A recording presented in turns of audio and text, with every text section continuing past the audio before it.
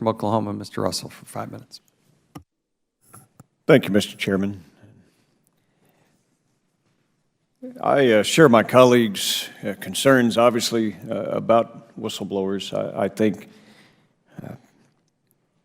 while everyone who has the mantle of responsibility certainly wants to do right with their organization, when we do see individuals that have the courage to come forth, they have to be protected.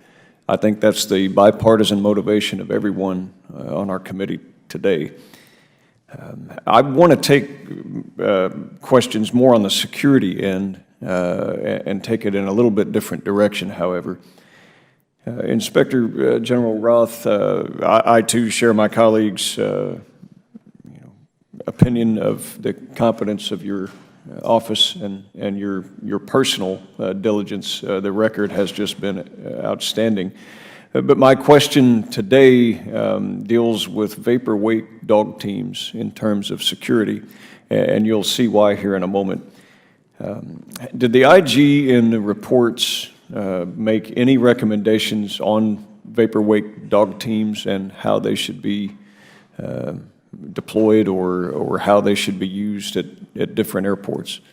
We have not looked at that issue.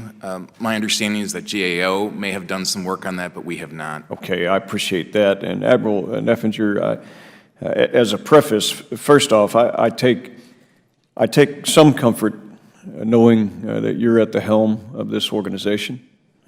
I don't think anyone who has advanced to your level as an admiral in our Coast Guard, who has protected our shorelines and protected our borders, has anything other than the interest of the defense of our country, and I appreciate that. I also think that it probably gives you incredible insight in dealing with a myriad of problems in a very complex and at times lethargic organization. In Oklahoma City, in my district, the vapor weight dog team issue came to mind because Acting Federal Security Director Steve Courtright had cited that it was the IG's reports as the reasons for the elimination of vapor weight dog teams from airports such as Will Rogers World Airport.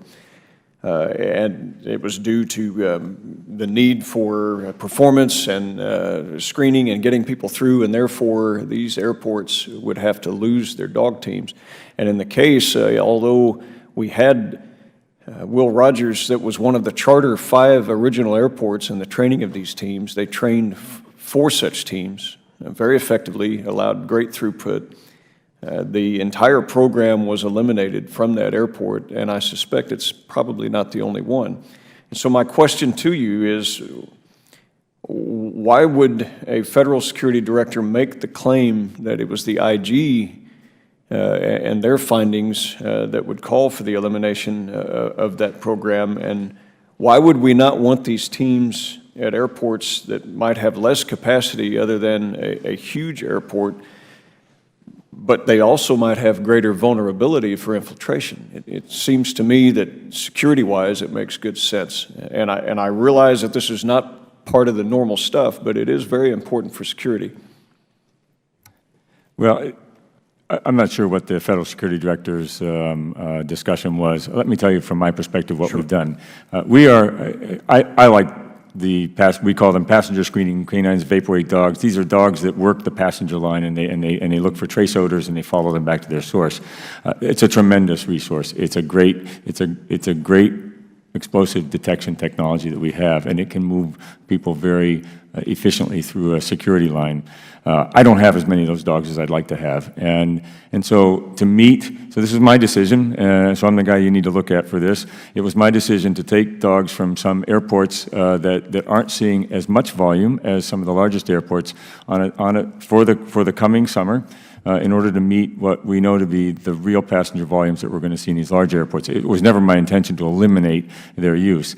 So right now we have about 322 total dogs that TSA operates. Most of those were trained to do cargo sniffing, not passenger screening.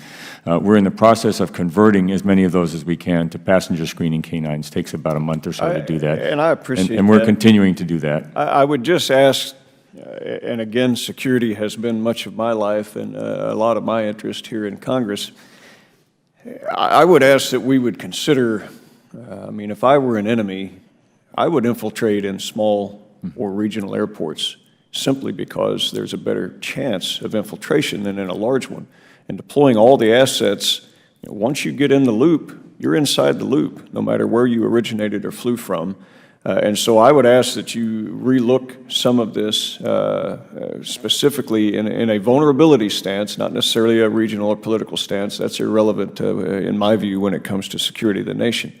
But we ought to relook rather than putting everything where we expect to have a problem and maybe leave areas vulnerable where we don't. And with